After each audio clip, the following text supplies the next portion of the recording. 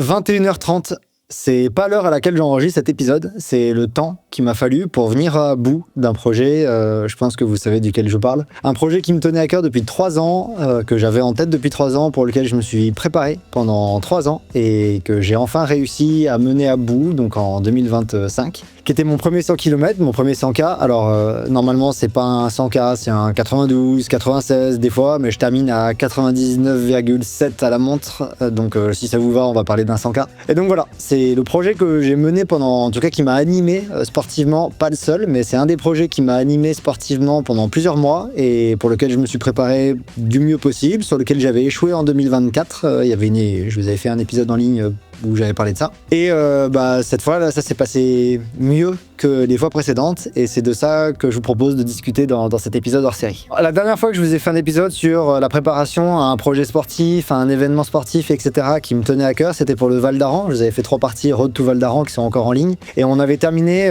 j'avais arrêté les enregistrements à ce moment-là sur mon DNF au Val d'Aran 100K, sur blessure. Pour ceux qui n'ont pas suivi forcément le parcours, je m'étais blessé à quelques jours du départ, le lundi, sachant que le départ était le vendredi. J'avais une sorte de contracture musculaire qui évidemment n'est pas passée en 4 jours, 5 jours. Mais donc on en était resté là et j'étais vraiment dans le doute à savoir est-ce que je partais sur l'échappée belle 100K ou pas. J'avais également eu des troubles gastriques à l'effort qui étaient soit liés au fait que j'étais allé trop doucement et que j'avais continué à manger parce que je pouvais plus courir, soit liés à différents problèmes qu'en fait j'ai résolus depuis et que j'ai trouvé, je pense avoir trouvé d'où ça venait, et du coup que j'ai résolu. Et bref, du coup j'étais un peu dans ce moment-là, qui était une phase sportivement un petit peu compliquée. Je me demandais même si j'allais prendre le départ du 100K. J'étais un peu en me disant, j'avais réussi sur un 40 à faire de la même année la plus belle performance que j'ai jamais réalisée en termes de cote, mais même en termes de ressenti, de sensations, etc. C'était pour moi la plus belle perf sur le marathon de la Vésubie. Et là, j'arrivais à pas transformé sur ce format-là et donc je me demandais un petit peu quoi faire, j'avais des problèmes que j'arrivais pas à résoudre, donc on avait quitté l'enregistrement là-dessus où je m'étais dit je sais pas si je vais aller au 100K, on va voir et je me laisse le temps de décider. Et bon du coup j'y suis allé à ce 100K de l'échappée belle, donc la traversée nord. Alors évidemment tout ce que je vais vous raconter, il n'y a pas d'image parce que j'ai vécu la course, pour ceux qui regardent la vidéo, pas pour ceux qui écoutent, j'ai vécu la course comme une compétition à 100%, je me suis pas arrêté pour comme toutes les compétitions que je vis, je m'arrête pas pour prendre des images, des photos, des vidéos, etc. Donc je vais essayer de vous emmener dans ce voyage-là sans vous montrer quoi que ce soit. Je crois qu'il y a eu un reportage de Distance Plus, parce qu'en plus j'ai croisé Nicolas Fréré de Distance Plus pendant cette course. Donc si jamais vous voulez voir à quoi ça ressemble l'échappée belle et en prendre plein les yeux, parce que c'est certainement une des courses les plus belles que j'ai jamais réalisées, je vous invite à aller regarder tout ça. Mais c'est pas de ça dont je vais vous parler dans cet épisode. On va plutôt discuter de la prépa et de ce à quoi j'attribue la réussite, comment j'ai préparé cet événement, comment ça s'est passé, et autant le positif que le négatif, parce que malgré tout, il y en a du négatif, en tout cas à mes yeux, il y en a. Et c'est pas grave, mais je trouve ça intéressant quand même d'en discuter, parce que c'est le négatif qui nous permet de résoudre les problèmes et d'avancer vers du mieux. Et moi, c'est ça que j'aime dans l'entraînement. Avancer vers du mieux, m'améliorer, chercher à dépasser mes capacités, à atteindre mon plein potentiel. Et du coup, je trouve qu'en identifiant les zones d'ombre, c'est le chemin, c'est comme ça qu'on identifie le chemin pour aller vers du mieux. En fait, je vous propose que dans cet épisode, on parle de 4 choses, à savoir l'entraînement, comment est-ce que j'ai préparé cette phase qui a commencé après le Val d'Aran by UTMB jusqu'au départ de la course, donc vraiment plutôt orienté entraînement. Je vous propose après qu'on parle nutrition, parce qu'il y a quand même eu un gros changement et il y avait encore une zone d'ombre là-dedans, à savoir que j'étais capable de tolérer des dosages de glucides qui étaient énormes dans certains contextes, enfin qui étaient énormes, non, qui correspondent toujours à la littérature. Je suis pas du genre à aller chercher en dehors de ce que la littérature propose, mais donc je pouvais tolérer certaines doses dans certaines conditions, par exemple des 90 grammes par heure dans certaines conditions, et puis il y a des moments où ça passait plus du tout, je sais pas pourquoi, autant alimentaire que hydratation, et je pense avoir trouvé la solution, donc on va parler de ça également. On va parler de la course elle-même sans que je vous fasse un récit de course, mais je vais quand même revenir sur 2-3 points, à savoir le positif, le négatif, qu'est-ce qui m'a plu, qu'est-ce que j'ai pas réussi et qu'est-ce que j'aimerais améliorer. Et je terminerai l'épisode en vous parlant un petit peu du matériel que j'ai utilisé, parce que ça fait partie des bons choix et de certaines de mauvais choix ou de choses que j'aurais pu faire mieux, donc je pense que c'est intéressant à aborder également. Voilà ce que je vous propose dans cet épisode hors série. Alors pour comprendre un petit peu comment est-ce que je suis arrivé au 100K de l'échappée belle et comment est-ce que je l'ai réussi cette course, et en fait déjà il faut rendre à César ce qui appartient à César. C'est que j'ai fait un constat, c'est que, et vous avez été plusieurs à le noter dans l'épisode précédent sur le sujet, quand je vous avais parlé de mon entraînement pour le Val d'Aran, je suis pas très bon, et je pense pas être le seul, je suis pas très bon en tant qu'entraîneur à me faire confiance à moi-même. C'est-à-dire qu'en fait, j'ai confiance et mes athlètes ont confiance dans ce que je leur propose, dans comment je les entraîne, dans comment je les amène vers leurs objectifs. Et je suis très content, je peux dire de manière assez sûre que j'ai quasiment aucun athlète qui se blesse. En tout cas, les blessures sont très rares. Et généralement, on atteint les objectifs qu'on se fixe avec mes athlètes. Donc, je suis très content de ce que j'arrive à réaliser en tant qu'entraîneur avec les autres. Mais c'est très compliqué de s'entraîner soi-même et de se faire confiance à 100% à soi-même. Et j'ai toujours été dans une situation, comme je vous le disais en préparation du Val d'Aran, à avoir le sentiment que je fais des choses que je donnerais jamais à mes athlètes, mais parce que moi, ça me semblait mieux ou bien de faire ça. Et en fait, c'était souvent des mauvais choix. Donc, la première chose qu'il faut dire, c'est rendre à César ce qu'appartient à César, et plus particulièrement rendre à Margot ce qu'appartient à Margot, puisque depuis le Val d'Aran, j'ai encore un regard sur mon entraînement, et je pense qu'on co-décide de mon entraînement, mais c'est beaucoup Margot qui trace, donc ma compagne, qui travaille également sur Courir Mieux et qui entraîne un certain nombre d'athlètes. Je crois qu'elle a 5 ou 6 athlètes, dont certains, je devrais dire certaines, très performantes. Et du coup, j'ai pris le pli, j'ai accepté de lâcher cette part de mon entraînement et du coup, exactement comme mes athlètes avec moi, je fais confiance à un entraîneur, à un coach, et je trouve que ça c'est un gros changement qui m'a fait énormément de bien. Alors j'aime toujours l'entraînement, donc toujours je jette un œil là-dedans et j'essaie de comprendre, de décider avec elle, d'en discuter, mais elle m'aide énormément à, comme je fais avec plein d'athlètes à moi, à mettre des barrières et dire non, ça non, par contre c'est débile, ou ça non, c'est pas une bonne idée, on va plutôt faire ça, ou ça non, c'est trop rapproché, parce qu'en fait j'ai souvent péché par excès, comme plein d'athlètes que j'entraîne, à qui j'essaye d'éviter de pécher par excès, et donc ça fait énormément de bien. Si on reprend le calendrier, entre le Val d'Aran et l'échappée belle, il y avait 7 semaines. Et en fait, 7 semaines, ça peut vous sembler beaucoup, mais c'était pas si énorme que ça. Parce que j'avais quelque chose en tête avec lequel Margot était pas spécialement d'accord, mais je voulais absolument le faire. Et ça, pour le coup, j'ai été intransigeant. Je lui ai dit, on commence ensemble après ça. Moi, je veux commencer avec ça. C'est qu'en fait, quand ça fait 2 fois qu'on se casse les dents, en tout cas, moi, que je me casse les dents sur un 100K, 2 fois que j'arrive pas à transformer sur cette distance, je venais de DNF sur le Val d'Aran et j'avais DNF sur l'échappée belle 1 an avant. Et en plus, j'étais dans une situation où j'avais des réactions de mon corps que je comprenais pas. J'avais ma douleur à la jambe qui a mis 7-8 jours à disparaître complètement. Donc, ça a duré du lundi au mercredi. Le mercredi, j'avais plus rien, mais vraiment plus rien, comme si de rien n'était. J'étais vraiment dans une situation où je me disais, je ne comprends pas mon corps, je comprends pas ce qui se passe. Je sais pas où j'ai envie d'aller. Et du coup, j'avais envie de tester quelque chose et j'avais envie de tester, de faire. C'était stupide, mais je l'ai fait. Je vous recommande pas de faire ça. Mais j'avais envie de tester comment mon corps réagissait si je faisais par exemple 80% de l'échappée belle à 7 semaines, à 6 semaines de l'échappée belle elle-même. Alors c'est stupide, évidemment Margot était pas d'accord, mais ça pour le coup je voulais pas en entendre parler. C'est après qu'on a commencé à bosser ensemble. Donc je l'ai fait. Donc une semaine après le Val d'Aran, il s'est passé une petite phase où j'avais encore des douleurs à la blessure qui m'a empêché de m'arrêter, et puis d'un coup en un claquement de doigts quasiment ça a disparu. J'ai fait une séance de muscu légère, j'avais rien. Le lendemain j'ai fait une séance de trail, j'avais rien. J'ai vu ma kiné que je remercie encore énormément pour l'accompagnement. À chaque fois que j'ai eu besoin, elle était là. On a testé plein de trucs dans tous les séances, j'avais rien. Ça c'était le jeudi soir et je me suis dit ok, samedi je pars sur la trace de l'échappée belle, je vais essayer d'en faire 80%, donc de partir du parking des Valoirs et d'aller jusqu'à Bourget-en-Huile, ce qui est la portion la plus dure, et je voudrais voir comment mon corps réagit, et selon comment mon corps réagit, je prendrai le départ ou pas. Donc j'en étais là. Alors c'était pas la meilleure des approches, mais je l'ai fait, et j'ai été déçu de comment ça se passait, mais j'ai toujours été confronté à une chose, c'est que mon corps au niveau musculaire a ultra bien réagi. J'avais quasiment aucune courbature, rien du tout, mais qu'il y avait toujours un problème au niveau de la nutrition. Il y avait quelque chose qui faisait que il y avait une sorte de on-off que je vivais parfois, que je ne vivais pas à d'autres moments, qui faisait que parfois je pouvais m'alimenter et tout allait bien pendant 10 heures, pendant 12 heures, et j'avais absolument aucune alerte. Je pouvais tourner à 90 grammes par heure pendant 12 heures. Il se passe rien, tout va bien. Et il y avait des fois où je comprenais pas pourquoi, mais au bout de 8 heures, ça bloquait tout, mais plus rien ne passait. Je pouvais plus boire, ça me dégoûtait, ça me donnait envie de vomir l'eau pure. Je pouvais plus prendre mes gels, je pouvais plus prendre de la nourriture au ravitaillement. Vraiment, il y a plus rien qui passait. Et je comprenais pas pourquoi. Et du coup, je me suis dit, ok, niveau musculaire et énergétique, j'étais fatigué sur cette sortie. C'était une semaine du Val d'Aran. J'avais quand même fait 10 heures d'effort sur le Val d'Aran avec la blessure, donc j'étais quand même fatigué. Mais globalement, c'est passé. Musculairement,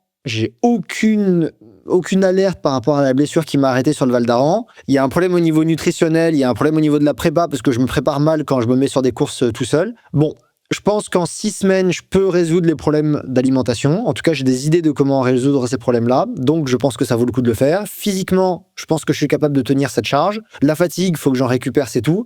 Donc, en fait, il y avait globalement la majorité des signaux qui étaient au vert. Et je me suis dit, OK, je vais tenter de prendre le départ de l'échappée belle. Au pire, quoi? Au pire, j'abandonne et j'aurais repris de l'expérience. Donc, c'était pas très grave. Je me suis dit que c'était pas grave si j'abandonnais à nouveau. Ça pourrait me faire un petit peu mal à l'ego, mais c'était pas grave si j'abandonnais à nouveau. J'avais toujours pas en tête l'envie d'y aller comme sur un entraînement, une sortie longue, histoire de me tester. J'avais quand même envie d'aller pousser mes limites et de faire le mieux possible sur cette course-là. Mais je pensais que c'était réalisable et du coup, c'est ce qu'on a fait. Donc, on se retrouve après cette semaine et en fait, il en reste 6 des semaines. On prend une semaine de récup parce que je viens de faire 11 heures d'effort dans Beldon et du coup, une semaine après Val d'Aran, je fais 11 heures d'effort dans Beldon. Donc, il faut encore que je récupère. On était à 6 semaines. Donc là, on se retrouve à 5 semaines. 5 semaines, il faut 15 jours d'affûtage à peu près. Donc, en fait, ça limite un petit peu la quantité d'entraînement qu'on pouvait réaliser. Et en fait, on a décidé, Margot m'a proposé de diviser la partie qui m'attendait. Donc, le temps que j'avais en gros 3 semaines d'entraînement disponibles. Donc, 5 semaines avec la phase d'affûtage. Donc, 3 semaines d'entraînement disponibles à peu près. On a décidé de diviser ces 21 jours en 3 blocs. Un bloc qui allait durer à peu près 8 jours de charge conséquente, vraiment où on allait mettre beaucoup de charge pendant 8 jours. Une phase de 4-5 jours où on allait diminuer la charge et laisser un petit peu de récupération, mais de la récupération de seulement une semaine de charge, donc ça suffit. Remettre de la charge pendant 8 jours et ensuite passer en phase d'affûtage. Donc c'est ce qu'on a réalisé, j'ai le planning sous les yeux là, on a fait du coup cette phase-là, 8-9 jours de charge conséquente, 4-5 jours plus light, 8-9 jours de charge conséquente et exactement 13 jours d'affûtage avec au milieu, à la fin de la première phase de 7-8 jours de charge conséquente, un pic de travail excentrique qui n'était pas un week-end choc parce que on est parti du principe qu'en fait un week-end choc aurait été trop gourmand. Quand on fait un week-end choc pour une échappée belle, donc pour un 100 km et 7000, on va chercher à faire 100 bornes et 7000 sur 2 jours, ou alors 110 bornes et 8000 sur 2 jours, 7005 sur 2 jours, 110 bornes et 7005 sur 2 jours. En fait, ça fait des volumes qui sont considérables. Et ce volume-là, on va le faire en montée et en descente, ça va faire des journées de 10 heures, ça aurait fait un week-end gigantesque, et j'ai que 4-5 jours pour récupérer. J'ai quand même 2 week-end chocs dont je vous avais parlé en préparation du Val d'Aran, donc le volume gelé, j'ai fait le Val d'Aran, j'ai fait 11 heures en Beldon avant, donc il n'y avait pas non plus une nécessité de volume qui soit gigantesque. Néanmoins, je pense que c'était intéressant, on était d'accord là-dessus avec Margot, c'était intéressant de faire un travail spécifique en descente parce que la quantité de volume de dénivelé négatif sur l'échappée belle est gigantesque. À 7500 mètres, les descentes sont extrêmement raides. Comme vous l'avez entendu dans l'épisode qui est sorti il n'y a pas très longtemps avec Vincent Martin, la longueur musculaire, donc les pentes, au plus les pentes sont raides, au plus vous engendrez de dommages musculaires, et ça, il fallait le préparer, et donc il fallait pas mettre ça de côté. Donc ce qu'on a fait à la fin du premier bloc, donc dans le bloc 1, il y avait du volume à pied, du volume à vélo, de l'intensité, une fois par semaine, une séance spécifique intensité, et également des intensités dans la sortie longue, c'est-à-dire que maintenant, c'est quelque chose que je faisais. Dans mes sorties longues, j'incluais tout le temps des phases sur la fin de ma sortie longue de travail à haute intensité, type allure kilomètre vertical. Intensité kilomètre vertical. Donc typiquement, je peux faire 2 fois 6 minutes, en tout cas c'est ce que Margot m'a proposé, 2 fois 6 minutes, 3 fois 6 minutes, à une intensité en côte sur plutôt la fin, proche de la fin, en tout cas la deuxième moitié de ma sortie longue. Ça, c'est typiquement ce que la littérature a récemment proposé comme étant du travail pour améliorer la durabilité. Donc ça, on l'avait intégré dans les sorties longues. Je faisais également de la muscu. Et en fait, ce qu'on a terminé, donc ça, c'était globalement ce qu'il y avait dans le bloc 1. Et on a terminé par une sortie longue. Donc on a essayé de faire en sorte que les sorties longues, elles dépassent pas les 6 heures. En étant une espèce de maximum pour pas engendrer trop de fatigue, parce que j'étais déjà fatigué du Val d'Aran, de ma grosse sortie dans Beldon, etc. On a dit qu'on allait faire du coup une sortie d'environ 6 heures. C'est une sortie qui m'a fait 6h15. J'ai fait une bonne partie de la reconnaissance de l'échappée belle à nouveau. Donc j'avais déjà passé 11 heures sur le parcours la semaine d'avant. La semaine d'après, repos, donc pas grand-chose. Quand on reprend la charge, on a terminé sur le samedi, 6 heures dans Beldon. Donc je suis parti de la moitié, super collé, et je suis allé jusqu'à Bourget-en-Huile. Ça fait à peu près 6 heures, 6h15 d'effort. Vraiment tranquille, vraiment light. Le but n'était pas de se faire mal. Ça, c'était le samedi. Et du coup, pour avoir un gros volume de dénivelé négatif, on a mis le dimanche une séance spécifique descente, une séance télésiège. Sur cette séance spécifique télésiège, cette séance D- comme on l'a appelée, donc je l'ai faite à Champs-Rousse, à côté de à côté de chez moi, à environ une demi-heure de chez moi, où je suis monté en télécabine et j'ai fait que les descentes. J'ai choisi une pente parmi toutes les pistes de ski qui permettent de descendre. J'ai choisi pas la plus raide possible, mais une des plus raides avec une pente qui correspond environ à une trentaine de pourcents, ce qui est en fait 25-30%, ce qui est en fait les pentes que j'allais rencontrer sur l'échappée belle. Et j'ai fait un certain volume de dénivelé négatif. J'ai fait 4000 mètres de D-.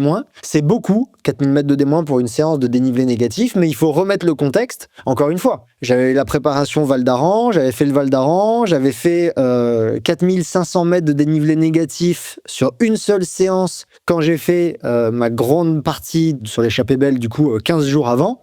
Donc j'étais quand même dans un état physiologique, physique au niveau de mes cuisses où j'étais capable d'encaisser 4000 mètres de dénivelé négatif, et la veille il y avait eu du dénivelé négatif, il y en avait eu environ 2000, du coup ce qui fait un volume total à 3000 je crois, donc ce qui fait un volume total à 7000 mètres, donc le volume total de l'échappée belle. Mais c'est 4000 mètres de D-, c'est pas ma première séance de D-. En fait, j'avais déjà plein de volume et là, c'était un pic aigu de dénivelé négatif. Donc, si vous faites une séance de dénivelé négatif, partez pas directement sur 4000 mètres de D-, c'est juste que moi, dans mon contexte, c'était pertinent. Et en fait, j'ai eu la preuve que c'était pertinent parce que cette séance de D-, je l'ai quasiment pas senti passer. Donc j'ai eu 7500 mètres sur les 2 jours, avec au final très peu de fatigue cardiovasculaire et énergétique, parce que j'ai fait une sortie de 6 heures et le lendemain ça m'a pris peut-être 4 heures, j'ai fait aucune montée, j'ai fait que de la descente, donc au niveau cardio très bas. Et donc du coup j'ai fait cette séance-là. Il s'est passé 2-3 jours où j'ai eu un petit peu de courbature, un petit peu les jambes molles, mais vraiment pas grand-chose. Et du coup là j'ai repris, je regardais mes notes, j'ai repris au bout de 4-5 jours avec du vélo. Et en fait, tout allait bien, donc j'ai repris de la course à pied, et en fait, tout allait bien, donc j'ai repris de la muscu, et en fait, tout allait bien, donc en fait, on a recommencé le cycle, donc le bloc de charge, environ 5 jours après ce week-end, avec une sortie de reconnaissance, une sortie longue de 6 heures reconnaissance, et une sortie de 4 heures de dénivelé négatif. Néanmoins, je voulais pas recommencer directement, donc ça nous amène au vendredi, je voulais pas recommencer directement avec une séance ultra violente, donc j'ai fait une séance de muscu bien chargée, parce que ça, je trouvais ça important à entretenir mes qualités musculaires avec la muscu. Le lendemain, j'ai fait une séance de reconnaissance de l'échappée belle, la partie de la fin. Donc, c'était 2h15 à peu près, 2h30 de sortie, plutôt light, avec pas beaucoup de dénivelé positif, un peu de dénivelé négatif et du plat. Le seul plat qu'il peut y avoir sur l'échappée belle, il se trouve ici, donc je suis allé faire cette reco. Plutôt light, et c'est ces 2 séances-là du vendredi-samedi qui ont marqué mon entrée dans le 3e bloc, à savoir le bloc de charge qui allait s'étendre, on va dire, du vendredi-samedi jusqu'au samedi de la semaine d'après. Donc là, j'ai fait une semaine de charge exactement pareil que la première, donc avec de l'intensité, à pied, du vélo, du trail, du dénivelé, des partie raide, de la muscu, etc.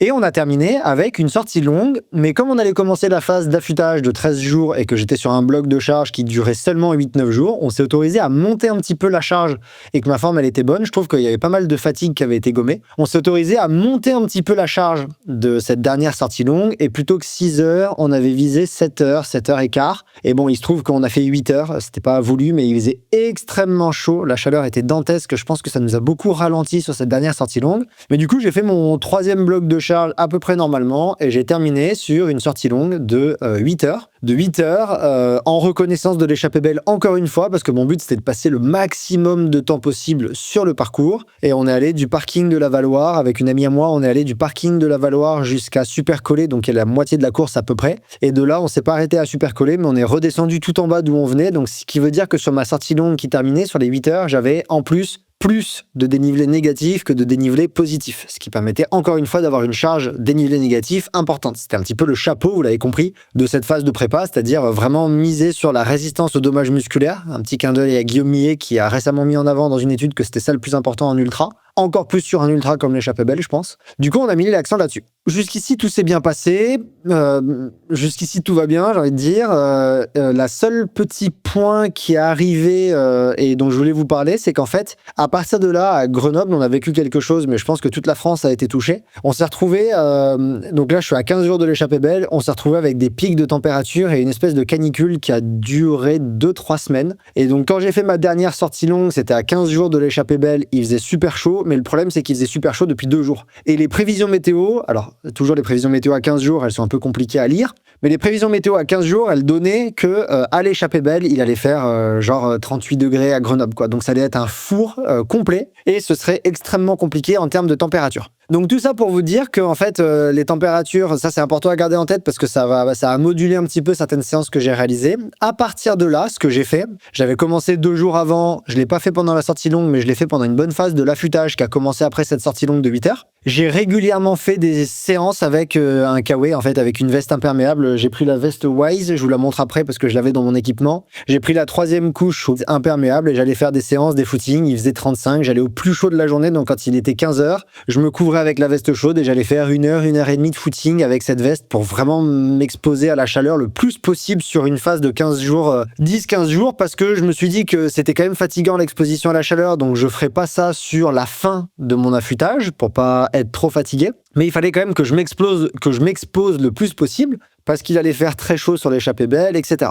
Donc là, on est rentré, après cette sortie longue, on est rentré dans la phase d'affûtage qui a duré exactement 13 jours. Globalement, ce qu'on a fait, c'est qu'on a fait une réduction de 50% de la charge, un peu divisée en 2 parties. D'abord 60%, puis 40%. La seule grosse différence, c'est que si on regarde le volume sur les 2 semaines, c'était pas une vraie diminution de 50%, c'est plus parce que on a fait j'essaie d'être clair dans ce que je vais vous dire, on a fait une diminution de en gros 60 ou 40% séance par séance. Donc, on a pris par exemple la séance du lundi, on a refait la même, diminuée de 60% la semaine d'après. Donc du lundi de la semaine de charge, le lundi de la semaine de décharge, on a fait 50% ou 60%. Le mardi, pareil, le mercredi de la semaine d'avant, pareil pendant la semaine de décharge, on a à chaque fois réduit comme ça. Ça nous amène avec une sortie longue le dernier samedi qui a été réduit, qui a duré 4 heures, donc elle on l'avait réduit de 50%, au lieu de 8 heures j'ai fait 4 heures. Deuxième semaine d'affûtage, on reprend la dernière semaine de charge, et cette fois on réduit encore plus, plutôt à 40%, puis on fait pareil toute la semaine, sauf que la sortie longue, à la fin, je l'ai pas faite. La sortie longue du samedi, c'était le jour de la compétition.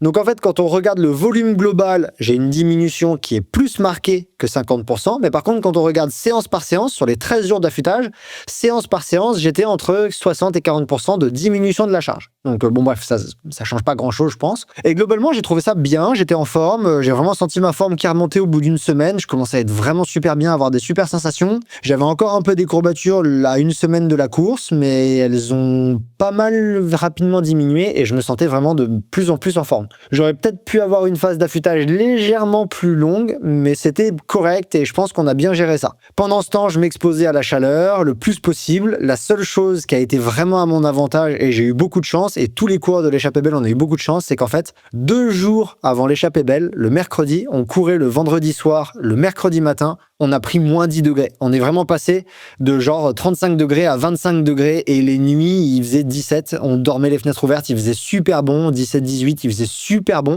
Donc en fait, beaucoup du travail que j'ai fait d'acclimatation à la chaleur m'a pas été directement utile, même si on sait que l'acclimatation à la chaleur, ça a également des effets en conditions normotempérées quand il fait bon. Du coup, ça m'a fait, ça m'a préparé en fait à la chaleur alors qu'il y a vraiment pas eu de chaleur du tout et on a eu énormément de chance sur l'échappée belle. Je pense que c'était une des plus fraîches qui soit, mais c'était pas prévu. Les conditions météo, elles se sont légèrement décalées de 3-4 jours dans le temps, et ce qui fait que les températures qui étaient prévues sur les échappées belles, elles se sont pas manifestées, et la vague de froid ou de redoux, la fin de la canicule qui devait arriver après l'échappée belle, elle s'est décalée de 2-3 jours, et on a eu de la chance, ça s'est arrivé juste 2-3 jours avant l'échappée belle, on a eu des températures exceptionnelles.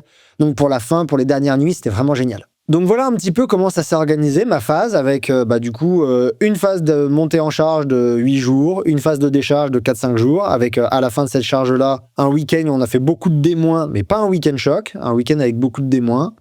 Une phase de décharge pour en récupérer, une phase de charge, une grosse séance pour terminer, mais pas trop grosse non plus, 8 heures, c'est une montée en charge, mais contrôlée. 13 jours d'affûtage où je vous expliquais comment on a diminué la charge, et là on a attendu de voir un petit peu comment ça allait infuser et comment ça allait se passer. Ma dernière sortie longue, c'était du coup à 1 semaine de la course, vraiment pile poil, où on a fait 4 heures. Donc à 1 semaine de la course, j'ai fait 4 heures, et tout le reste c'était les mêmes choses, de la muscu, du travail d'intensité. Les dernières intensités, je les fais le mardi avec la course le vendredi soir, et la dernière séance de musculation de mémoire, je l'ai faite le vendredi avec la course qui était le vendredi soir de la semaine d'après. Donc la veille de la sortie longue, j'avais fait une séance de muscu, c'était ma dernière à 1 semaine de la course. Voilà en gros, et le reste c'était de la base aérobie, un petit peu de vélo, etc. Là, il est temps que je vous parle de quelque chose qui est vraiment important, et à savoir la nutrition et comment je suis revenu sur ce problème que j'ai eu du coup pendant mes Val d'Aran, pendant certaines courses que j'avais pas vécu sur d'autres courses et que j'avais rencontré sur uniquement certaines sorties, certains week-end shocks, certains moments, et j'essayais de comprendre. Et j'en suis venu au constat que les fois où la nutrition chez moi se passait le mieux, c'était avec les produits endurance et c'était quand il faisait pas trop chaud. Et qu'en fait, souvent, la chaleur, les conditions où j'avais le plus de troubles gastriques, c'était lié à la chaleur. Et pas trop lié à l'intensité de course. J'ai repris plein de données que je possédais depuis longtemps sur plein de sorties que j'ai fait en essayant de comprendre quand est-ce que j'ai eu des problèmes, quand est-ce que j'en ai pas eu. Et je me suis dit, ok, il me reste une dernière hypothèse parce qu'en termes de gut training, je suis quelqu'un qui tourne régulièrement sur les sorties longues à 90 grammes par heure et j'ai aucun problème. Donc je vois pas pourquoi je suis avec les bons ratios. J'ai essayé avec d'autres produits, etc. J'avais toujours les mêmes soucis. J'essayais de comprendre et la seule hypothèse qui me restait, la seule chose qui me restait, c'était que, en fait, ça venait éventuellement des électrolytes. À savoir qu'en fait, je me suis toujours dit que, alors des électrolytes, je devrais dire plus précisément du sodium. Je me suis toujours dit que j'avais pas spécialement besoin d'apport en sodium. En fait, quand on regarde à peu près la littérature sur la moyenne, qu'est-ce que c'est que la moyenne des apports recommandés? De mémoire, c'est entre 400 et 900 mg par heure ou 500-900 mg par heure, quelque chose comme ça. Si je prends 2 gels endurance par heure, j'ai 2 fois 450, donc j'ai 900 mg. Normalement, du coup, je devrais avoir des apports qui sont suffisants et il n'y avait pas trop de besoin d'augmenter ces apports-là. Le seul truc, c'est que parfois, il m'arrivait de couper l'endurance, c'est-à-dire de mettre une préparation neutre dedans juste pour avoir un peu moins d'arôme. Parce que des fois, je vous avais déjà dit, sur des longues sorties, je trouve bien des fois d'avoir des choses qui ont un peu moins d'arôme. Je vous explique comment eux, ils ont solutionné ça il n'y a pas très longtemps, mais bref. Et du coup, quand je l'ai coupé, je rajoutais pas d'électrolytes ou de sodium, ce qui veut dire que déjà, j'avais des apports en sodium qui étaient un petit peu plus bas. Et puis, il y a des fois où ça arrive qu'on en oublie un de gel ou quoi, et donc des fois, les apports, ils peuvent être un peu plus bas. Et en plus, quand j'ai recreusé la littérature, il se trouve qu'il y a quelque chose que je n'avais pas trop remarqué, et bref, c'est une réalité qui existe. Il y a des personnes, il y a des fois où on peut avoir besoin de monter selon les conditions, par exemple chaleur, effort de très longue durée, individu, parce qu'on n'est pas tous égaux en termes de quantité de sueur perdue et de quantité de sel dans notre sueur perdue. Il y a des fois où on peut avoir des recommandations qui vont monter jusqu'à 1500 mg de sodium par heure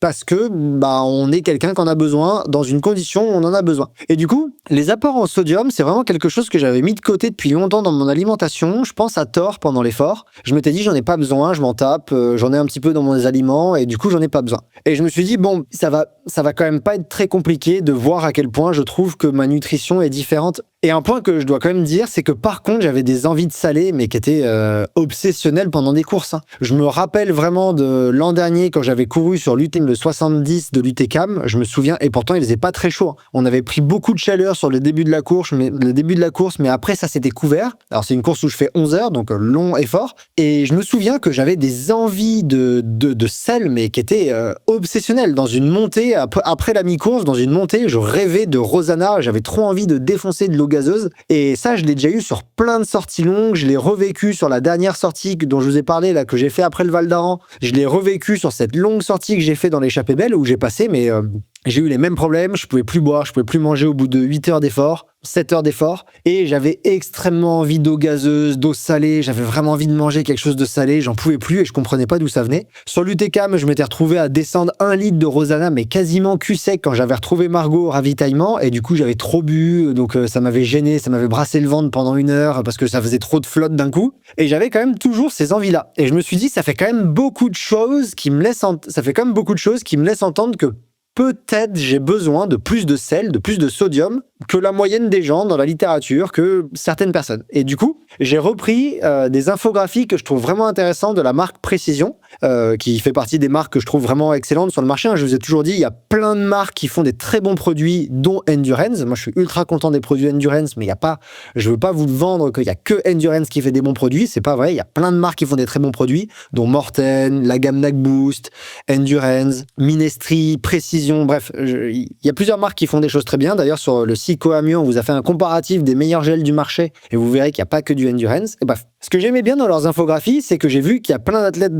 à eux qui vont chercher des 1200, 1500 mg de sodium par heure. Et je me suis dit, ok, ça me coûte pas grand-chose de tester qu'est-ce qui se passe en termes de confort gastrique, en termes d'alimentation, en termes de bien-être quand je mange, si j'augmente drastiquement mes apports en électrolytes. En fait, je dis drastiquement, mais c'est pas vrai. En fait, je me suis dit, qu'est-ce qui se passe si j'ajoute par exemple une pastille d'électrolyte par heure, ce qui va correspondre selon les marques. Je vous ferai un comparatif de tout ce que j'ai testé sur le marché, mais au final, j'utilise les Endurance parce qu'elles me vont très bien à moi. Qu'est-ce qui se passe si j'augmente de 300 mg, peut-être un peu plus, selon le moment, mais qu'est-ce qui se passe si j'augmente mes apports en sodium considérablement, ou pas, selon le moment de la course, pendant l'effort? Et il se trouve que quand j'ai fait ça sur tous mes entraînements, ça a été, mais en un claquement de doigts, un game changer en termes de sensations. J'ai plus jamais eu ces envies de sel après un entraînement, ces envies de défoncer une bouteille d'eau gazeuse type Rosana, type Ceinture.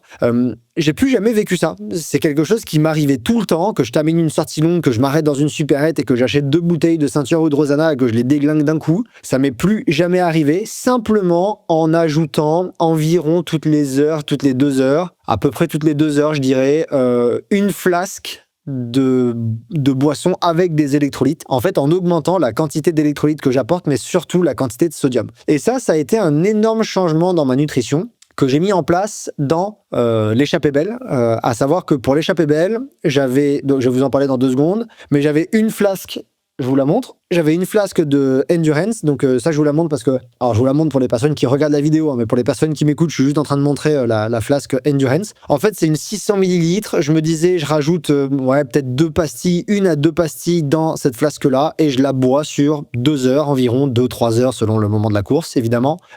Et en fait, mon but, c'était de rajouter entre 300 et 750 mg de sodium selon la chaleur. Donc sur les sorties les plus chaudes que j'ai fait, par exemple celle dont je vous ai parlé, qui a duré 8 heures, et on a pris des températures dantesques, j'ai augmenté avec environ 750 mg que je buvais sur 2 heures, sachant que les gels Endurance contiennent déjà du sodium. C'est parmi les plus dosés du marché, hein, ils sont à 460 mg par gel. Donc ça fait déjà des belles doses, mais j'en ajoute quand même. Des fois, j'en ajoutais moins. Bref, j'ai ajouté du sodium. Je me suis pas trop pris la tête, hein, je vous avoue, sur l'ajout de sodium. Je me suis juste un peu dit, je prends une pastille, j'en ajoute, et je la bois. Et quand je pense qu'il va faire super chaud, j'en mets plus. Soit je mets 2 pastilles, soit je prends une marque qui propose des pastilles plus dosées, parce que malheureusement, Heinz n'ont pas de pastilles super dosées. Précision, ils en ont.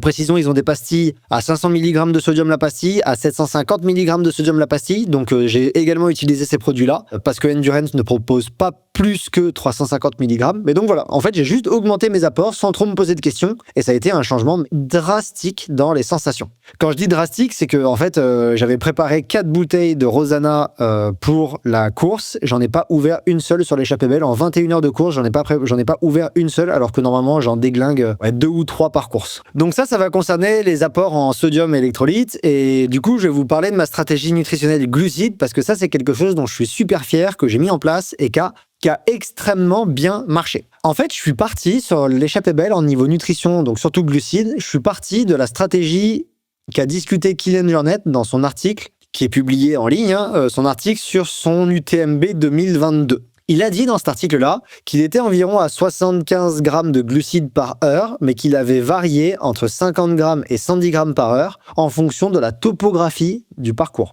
C'est-à-dire qu'il avait réduit ses apports en descente, pris des apports à peu près normaux ou un peu plus élevés à plat, et qu'il avait augmenté ses apports pendant les montées. Et je me suis dit, ok, je vais tester ça. Alors, j'ai fait quelque chose que normalement on déconseille de faire, à savoir que je l'ai testé le jour de la course. Donc c'est pas très grave, hein, mais je l'ai testé le jour de la course. Et en fait, parce que j'ai plutôt mis l'accent sur le gut training pendant les entraînements, et j'ai testé ça pendant le jour de la course. Mais en fait, sur le gut training, sur mes séances longues, j'étais à 90 grammes de glucides par heure, maximum. Et sur la course, j'allais passer plus bas. Pour 21 heures d'effort, j'allais passer plus bas. Du coup, je me suis dit qu'il n'y avait pas beaucoup de risques à tester à des apports plus bas. Il y a surtout des risques, je trouve, à tester des apports plus hauts le jour de la course, à tester des produits qu'on n'a jamais essayés. Mais c'est pas ce que j'allais faire. Donc, globalement, c'était un test qui n'était pas trop risqué. Donc, ce que j'ai fait, en fait, j'ai décidé de Donc, j'ai utilisé l'outil qu'on a développé sur le site avec Laura Pomportes. J'ai rentré à peu près les paramètres que j'allais estimer sur la course. Et l'outil m'a dit que, globalement, je suis assez content de cet outil. Je vous invite à aller l'essayer. Il est toujours disponible gratuitement en ligne pour faire vos plans nutritionnels. Et vous pouvez le combiner avec l'outil de planification de course qu'on vous a également développé.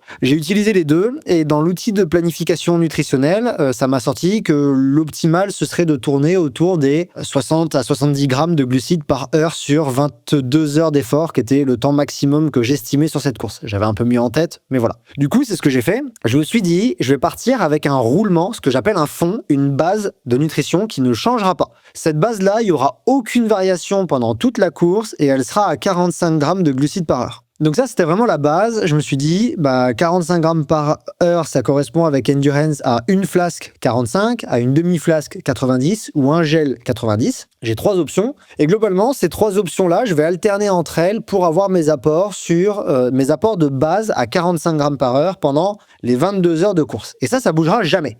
Donc quand je pouvais, par exemple, quand je partais de ravitaillement, ça m'arrivait régulièrement de partir avec une flasque parce que ça me permettait de m'hydrater beaucoup. Donc au départ, je partais avec une flasque de boisson 90 que j'ai bu sur 2 heures, puis après je l'ai rempli d'eau et je suis passé sur des gels. Au deuxième ravitaillement, je suis parti avec une flasque 45 que j'ai remplie assez rapidement. Bref, j'ai essayé d'alterner entre boisson et gel parce que du coup ça permet d'apporter pas mal d'hydratation, ce qui est important quand même sur des efforts comme ça, et quand on apporte plein de glucides, il faut beaucoup d'eau également, donc je suis parti comme ça. Et ça, c'était ma base. Et ce que j'ai fait, c'est que j'ai rajouté à la louche, mais je connaissais le parcours par cœur, donc c'était facile. J'ai ajouté des glucides par-dessus ça dans les moments les plus difficiles, c'est-à-dire dans les montées. En fait, il y a quasiment pas de place sur l'échappée belle, faut pas se leurrer, il y a vraiment aucune phase plate. Donc je me suis dit, toutes les descentes et les espèces de faux plats que je vais avoir, je suis juste à ma base, et à chaque fois que ma montre elle sonne à 30 minutes, je consomme ma base. Et par contre, quand j'arrive dans des moments de course qui sont plus difficiles, par exemple des montées, comme la montée au col du Morétan, le montée dans la Grande Valoire, la montée au col de l'Arpingon, des choses comme ça, j'ajoute des glucides, soit avec des gels, soit avec des gommes. C'est globalement les 2 aliments que je tolère le mieux avec la boisson, c'est les 3 choses que je tolère le mieux, les gommes, les gels, les boissons. Donc je vais augmenter avec des gels et des gommes à ces moments-là. Et donc en fait ça faisait que par exemple dans la montée à la Grande Valoire, qui pour moi m'a duré 2h15 de mémoire, et j'ai ajouté 2 gommes, une par heure, et chaque gomme elle faisait environ de mémoire c'est 22 grammes de glucides, donc ce qui fait que j'augmente les apports. J'avais même des gommes, je vous en parle dans 2 secondes, mais j'avais des gommes d'une autre marque qui sont à 60 grammes la gomme, donc je pouvais même en avoir, si je la mangeais pas en entier, je pouvais même augmenter de 40 grammes. En fonction de l'intensité que je ressentais dans la course, la difficulté dans la topographie, j'augmentais mes apports en glucides, et quand ça se calmait, quand par exemple je passais sur les phases descendantes et plates, là je réduisais et je revenais juste aux apports à 45 grammes par heure, que je consommais. Malheureusement, j'ai pas du tout la lucidité, et j'ai pas eu la lucidité de garder tous les emballages de tout ce que j'ai consommé et de compter pour vous faire un rapport précis de ce que j'ai mangé. Mais il me semble qu'en fait, mon plan nutrition, il s'est déroulé mais jusqu'à la fin, jusqu'à Bourget-en-Huile. Je vous expliquerai pourquoi là, ça s'est mal passé, mais jusqu'à Bourget-en-Huile, ça s'est passé parfaitement en fait. Et donc du coup, j'étais environ à 65-70 grammes par heure pendant 21h30 d'effort. Allez, j'enlève cette partie-là, donc pendant 19 heures d'effort, vrai, mais sans aucun problème gastrique. C'était parfait. J'ai mangé tout du long, donc ça, mes glucides, plus mes électrolytes, où j'en apportais, plus mon sodium surtout, je devrais dire. Mais en fait, il n'y a pas de sodium pur. Et moi, je suis vraiment pas fan des tablettes de sel, parce que je trouve que ça apporte trop de sodium d'un coup. Il vaut mieux des apports plus diffus, donc je prends des pastilles d'électrolytes, sauf que des pastilles de sodium, ça n'existe pas, donc il y a forcément d'autres électrolytes. Mais du coup, entre les électrolytes que j'ai ajoutés, de l'eau pure et les apports que je viens de vous dire en glucides, j'avais ma stratégie nutritionnelle, et elle s'est passée, mais à la perfection, sans la moindre alerte, sans le moindre dégoût à quasiment aucun moment. Et ça, c'est, je pense, la plus grosse réussite de mon ultra. Et ce qui fait que j'avais de l'énergie, mais tout du long. Dans le col de l'Arpingon, je m'envoyais, à mon avis, pendant cette phase-là, j'étais à 80-90 grammes de glucides par heure pendant une petite période qui a duré le temps de la montée. Donc ça a dû me prendre 2h30, quelque chose comme ça. Mais ça passait, mais sans le moindre problème. Donc ça, c'était vraiment génial. En termes de produits que j'ai utilisés, je veux pas mentir, je pense qu'il y avait 80 à 90% de produits qui étaient du Endurance. Donc je peux vous le montrer dès maintenant. J'ai utilisé beaucoup ces boissons-là, les boissons 90, mais du coup j'ai tourné entre les arômes.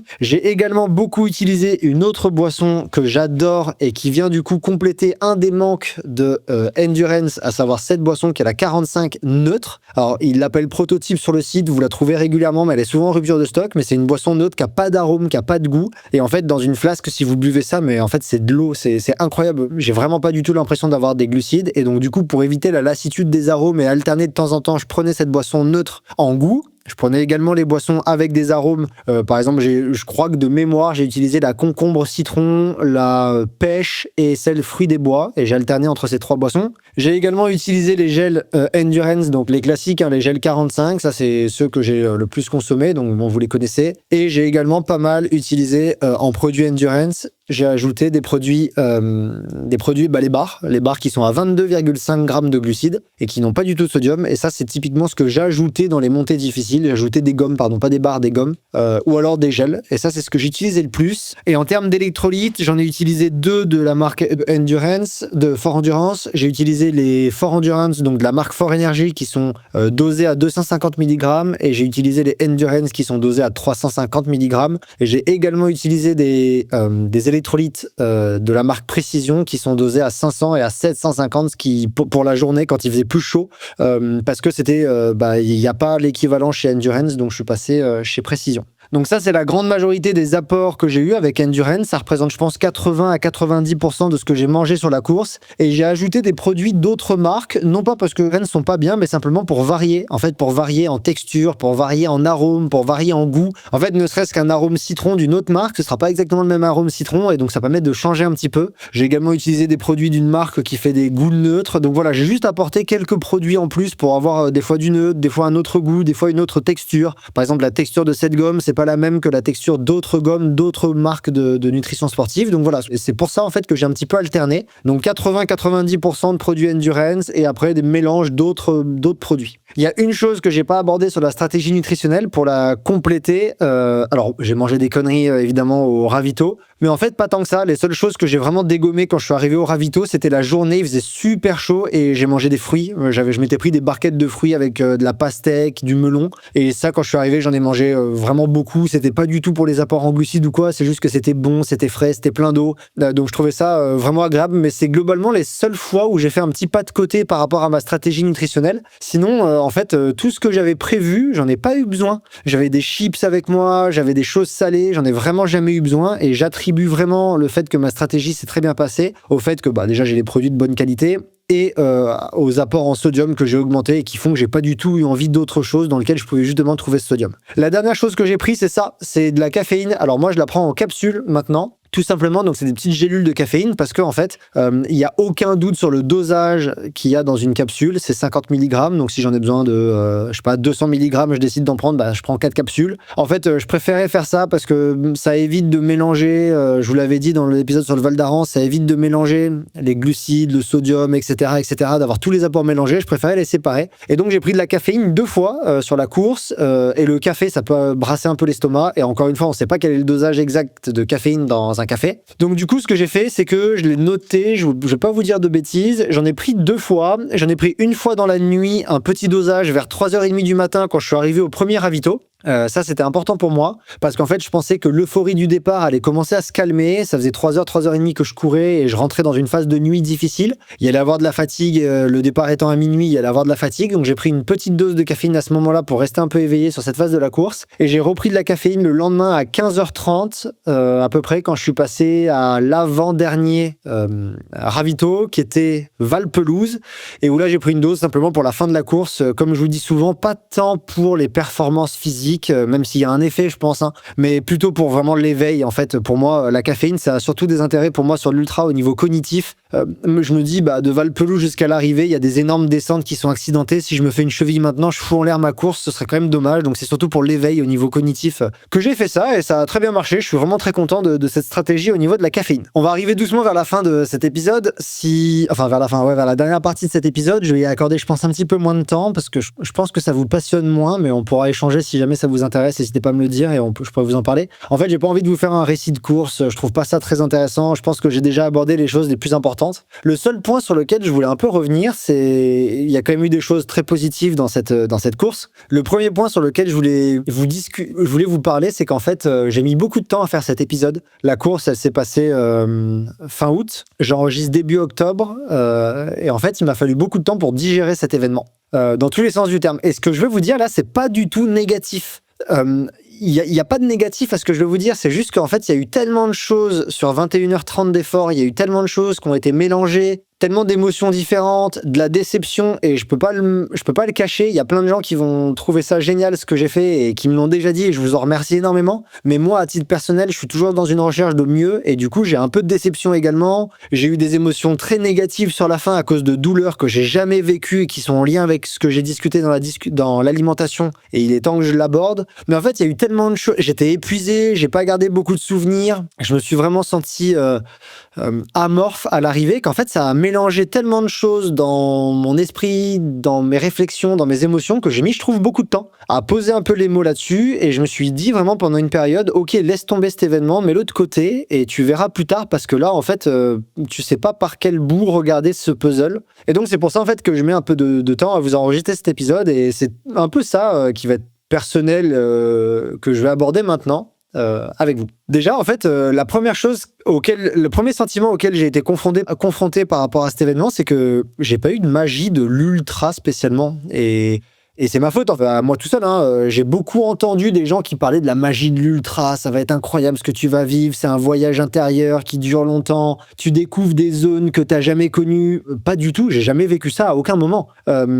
J'ai beaucoup aimé la performance. J'ai beaucoup aimé l'effort que j'ai réalisé là-dedans. J'ai aimé comment j'ai joué avec moi-même pour dépasser mes limites. J'ai pas vécu quelque chose de stratosphérique, et j'ai vécu des choses similaires sur des efforts de 10 heures, sur des efforts de 8 heures, sur des efforts de 12 heures. Et c'est pas parce que j'ai passé 21 heures dans l'effort que j'ai vécu quelque chose de stratosphériquement différent ou que j'ai jamais vécu ailleurs. C'est un effort qui est particulier, ça dure 21h30. C'est bizarre comme gestion, c'est bizarre comme pacing, c'est une recherche de performance qui est différente d'autres formats, mais exactement comme une recherche de performance sur un 60K ou sur un 40K va être différente d'un 20K, et que tous ces formats sont différents. Mais en fait, ce que j'ai vécu, moi, c'est que c'est juste différent. C'est pas un autre monde. C'est globalement toujours un peu similaire. C'est juste qu'on approche les choses un peu différemment. Et donc, j'ai pas vécu quelque chose de particulièrement magique, et je peux prendre, j'ai l'impression, peut-être que mes expériences futures me montreront que j'avais tort, parce que c'est la première fois que je fais ça. Mais en fait, j'ai l'impression que je peux prendre autant de plaisir sur 21h30 d'effort et de déplaisir sur 21h30 d'effort que sur 8 heures et que sur 5 heures. Donc déjà, moi, j'ai pas rencontré une magie de l'ultra, et je l'ai pas mal vécu, mais du coup, juste, ça m'a fait un peu bizarre de me dire, pourquoi moi, j'ai pas vécu ça, alors que plein de personnes en parlent? Pourquoi moi, j'ai juste vécu une recherche de performance que j'ai appréciée, mais pourquoi j'ai pas vécu cette petite étincelle en plus dont certaines personnes parlent? Et je veux pas dire que c'est surfait, mais j'ai envie de dire que, en tout cas, avec toutes les performances que j'ai réalisées au préalable, quand je dis performance, toutes les courses que j'ai réalisées au préalable, mon passé sportif, ce que j'ai vécu dans d'autres compétitions, dans d'autres sports que j'ai réalisés par le passé, je suis pas certain, peut-être que c'est des personnes qui découvrent la compétition qui vivent ça, mais moi, en tout cas, je suis pas certain d'avoir découvert quelque chose particulièrement différent que j'ai jamais vécu ailleurs. Des choses un peu différentes, ouais, mais voilà. Pas la magie qu'on m'a vendue. Voilà. Donc, j'étais dans cette recherche de performance, dans cette recherche de dépassement de mes limites, mais j'ai l'impression que je peux retrouver ça sur des efforts plus courts, même je prends l'exemple des Templiers, il y a 2 ans, quand j'avais fait ce que je considère être aujourd'hui une des plus belles performances que j'ai jamais réalisées, j'ai eu beaucoup plus d'émotions, je trouve, que sur l'échappée belle. Mais c'est pas grave, ça veut pas dire que j'ai pas envie d'aller sur d'ultra ou que c'était déplaisant, c'est juste que c'était pas l'espèce de bulle magique et positive que certaines personnes mettent en avant. L'autre truc, c'est qu'il y a également c'est que j'ai pas eu beaucoup de souvenirs, en fait. Alors, pendant une bonne période, je me souviens beaucoup des ravitaux, ça, il n'y a pas de doute. Mais en fait, sur les phases d'effort, etc., j'ai pas gardé énormément de souvenirs de la performance et de l'événement lui-même. Alors pourquoi? Je sais pas trop. Peut-être parce que il y a la nuit blanche, et que la nuit blanche, c'est dur à vivre une nuit blanche, donc ça peut gommer pas mal de choses, d'autant que la nuit blanche, elle est au début de la course, donc si ça met cet énorme coup de fatigue, peut-être que ça explique une part de la mémoire qui est un petit peu lissée, ou un petit peu effacée, etc. Alors je me souviens quand même de super moments. Je me souviens beaucoup surtout des ravitaux, parce que j'avais Margot, j'avais 2 amis en plus une 3e pote qui est venue sur la 2e moitié de la course, plus d'autres proches de la famille qui sont venus me voir à Valpelouse, donc ça, j'ai des souvenirs super forts, c'était génial. Mais sur les moments j'ai quand même mis du temps à essayer de me souvenir des différents moments, et sur le coup, j'avais pas plein de souvenirs, j'étais un peu, je sais pas exactement comment je suis passé d'un ravito à l'autre. Bon, ça va mieux maintenant, mais il y a eu ce côté, j'ai pas énormément de souvenirs. Les autres choses qui sont un peu difficiles, c'est que quand je suis arrivé, par contre, j'étais complètement amorphe. Je me suis vraiment senti complètement vidé dans un autre monde, mais à un niveau d'épuisement que j'ai rarement atteint. Ça, c'est vrai, par contre. Je me suis senti vraiment complètement vidé, autant physiquement qu'émotionnellement et que psychologiquement. Je pense que même pour réfléchir et formuler des phrases, c'était compliqué. C'est la première fois que je vivais ça. Je pense que émotionnellement, j'avais vécu des choses pendant 21h30, donc j'avais du mal à ressentir de la joie, ressentir de la tristesse. Je me sentais vraiment très lisse, encéphalogramme plat et émotionnographe. Je sais pas comment on pourrait l'appeler, on pourrait inventer ce mot, plat. Et donc je me suis senti très vidé. Et il y a quand même du coup là un point important que je vais aborder, c'est qu'en fait, il y a une chose par contre que j'ai jamais vécue, et c'est la première fois que je le vivais, c'est des telles douleurs aux jambes. En fait, j'ai jamais eu aussi mal aux cuisses de ma vie. Je me suis vraiment mis dans des états de douleur musculaire au quadriceps que j'ai jamais ressenti, à un niveau de douleur qui était infâme, vraiment. Et en fait, je me le suis auto-déclenché, je pense. Et du coup, ça va avec un sentiment, ce que je vais vous raconter, ça va expliquer en partie mon sentiment de déception à l'arrivée, c'est-à-dire que j'étais aussi un peu déçu de moi-même, qui vient se mélanger à tout ce que je vous raconte depuis tout à l'heure. En fait, pendant la course, j'ai vécu un seul et unique, à la base, moment de moins bien. Quand je suis arrivé en bas du col de l'Arpingon, je me souviens plus du nom de ce petit gîte qui est tout en bas, donc pas au refuge des Ferris, en bas au col de l'Arpingon, avant le col de l'Arpingon. Là, j'ai pris un petit coup de bâton, un petit coup de massue derrière la tête. Je sais plus quelle heure il était, peut-être autour de midi, je dirais, quelque chose comme ça. Donc ça faisait 12 heures que j'étais en course, alimentation, tout va bien, etc. Mais là, je prends vraiment une baisse d'énergie perçue. Et je dis perçue parce qu'en fait, j'ai continué à avancer, et sur cette portion-là, entre Super-Collé et Val-Pelouse, je reprends 40 personnes. Donc c'est énorme. Mais du coup, moi, je me sentais vraiment vidé, vraiment fatigué, etc. C'est pas très grave, je me suis dit, c'est arrivé, ça, je l'ai pas mal vécu. Je me suis dit, bon, c'est le jeu, il y a forcément des moments difficiles sur l'ultra, t'es en train de le vivre, tout est au vert depuis le début, c'était vraiment extraordinaire depuis le début, en termes de gestion de l'effort. Donc, accepte ce moment difficile, tu vas juste le vivre, tu vas juste le passer, et ça va aller mieux quand ce sera fini. Donc ça, je l'ai fait. Et il se trouve que c'est le cas. Je passe ce moment difficile, je passe jusqu'au col de l'Arpingon, je commence à redescendre après le col de l'Arpingon en direction de Val-Pelouse. Et là, doucement, ça commence à aller vraiment de mieux en mieux, jusqu'à ce que, vraiment une demi-heure après le début de la descente, je me dise, c'est bon, j'ai retrouvé mes esprits, je me sens à nouveau réveillé, j'étais dans une espèce de vase de brouillard bizarre, je me sens réveillé, là je me dis, mais ça va super bien, mais mes sensations, mais tout roule, j'ai mal nulle part, je m'alimente depuis tout à l'heure, je pète le feu, j'avais de la musique, je me souviens que j'étais ultra enthousiaste, etc. Là, je me dis, trop bien, je regarde ma montre, c'est la première fois de la course que je regarde ma montre, je vois que ça fait 15 heures que je suis en course. Je suis pas encore arrivé au refuge, mais je me dis, peut-être que si j'appuie, à partir de maintenant, que je suis sorti de ce moment difficile, peut-être que si j'appuie, je peux mettre moins de 20 heures. J'avais calculé en objectif 20 à 22 heures, avec des temps de passage pour 20 à 22 heures. Et du coup, ça, c'était 20, c'était l'optimum. 22, c'était le plus lent que je pensais faire. Et je me dis, peut-être que je peux faire moins de 20 heures. Donc là, j'envoie un texto à Margot, je lui dis, prépare bien tout, parce que j'arrive, je dois repartir instant. Je change de chaussures, je vous montre après ce que j'ai utilisé. Je vous parle après de ce que j'ai utilisé. Et on repart direct, je pense que je peux faire moins de 20 heures, ce serait extraordinaire, et ça aurait été extraordinaire. Et du coup, jusque-là, tout va bien, j'arrive au ravito, je mange, je m'alimente, je m'hydrate, etc. Je refais vite les poches, je repars, et de là, je commence à appuyer. J'appuie jusqu'au col qui est au-dessus de Val-Pelouse, j'ai oublié le nom. Donc je sors de la zone du type de gestion d'effort que j'avais depuis 15h30. 15h30 à gérer l'effort de manière lissée en faisant bien attention à pas être débile. J'appuie pendant une demi-heure de montée, j'appuie pendant 3/4 d'heure, une demi-heure de descente jusqu'à un petit col. J'ai oublié la source du Marmotton, ça s'appelle. Je descends jusque là-bas en appuyant, je commence à remonter là en direction du Grand Chat, de mémoire ça s'appelle là-bas. Et en fait, pendant cette montée-là, je prends un énorme coup de massue derrière la tête, donc ça fait 1h30 que j'appuie. Et là, en fait, tout mon corps, il me dit, non mec, je sais pas ce que tu fais, mais c'est mort. Énorme coup de fatigue, et là, à ce moment-là, je commence à voir les jambes, les deux quadrilles, mais dans un état de douleur que je connaissais pas. Et là, du coup, ça me met vraiment un gros coup physique.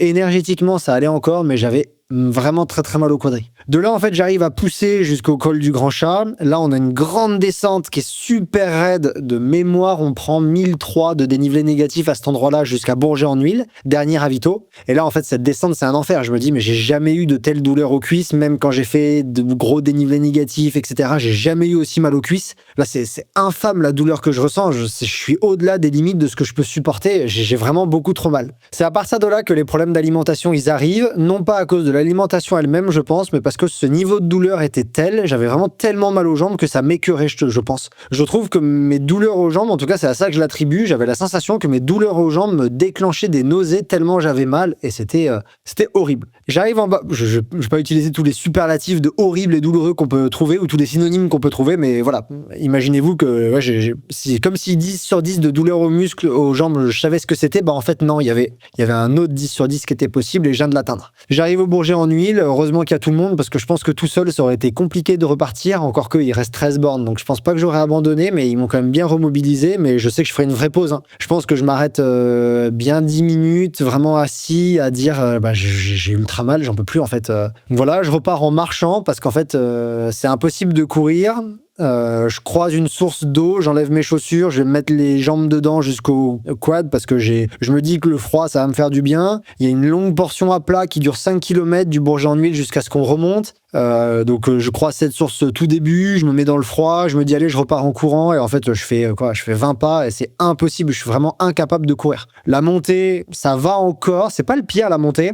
Quand je reprends la descente c'est un enfer, donc je marche pendant une demi-heure. Après, je me dis, en fait, si je marche comme ça jusqu'à l'arrivée, je vais mettre un temps pas possible. Donc, je reprends à courir, mais avec des niveaux de douleur qui étaient insensés, enfin, qui étaient vraiment au-delà de ce que je pensais pouvoir tolérer. Et pourtant, je l'ai toléré. Et en fait, je fais une descente en me disant, tant pis, je pourrais plus jamais marcher de ma vie. Je dis ça en rigolant, mais j'étais vraiment en train de me dire, tant pis, en fait, demain, je pourrais pas marcher. Après, je vais à la semaine à l'UTMB. Je sais pas comment je tiendrai debout vu le niveau de douleur que j'ai. Mais tant pis, j'ai jusqu'à l'arrivée. De toute façon, j'en ai marre, j'ai envie de terminer.